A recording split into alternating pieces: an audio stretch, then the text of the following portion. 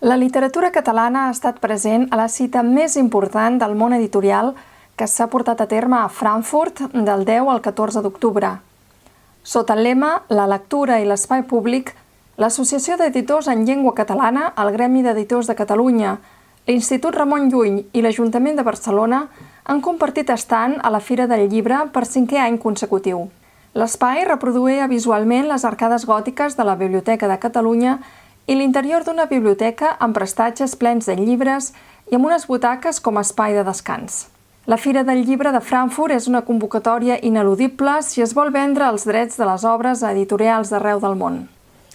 L'escriptora Montserrat Segura ha presentat a la Fira del Llibre de Frankfurt el seu tercer llibre, El contracte Wong, Premi Recull de Narració Joaquim Ruyra 2017.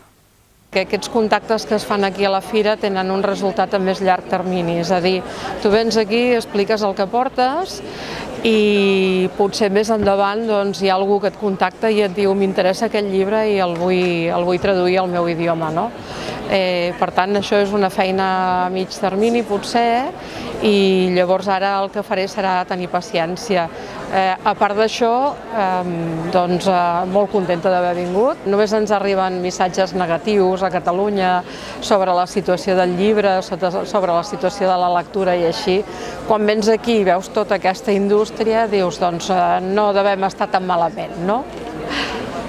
La propera fita internacional de la cultura catalana serà la participació de Barcelona com a ciutat convidada a la Feria Internacional del Libro de Buenos Aires el 2019.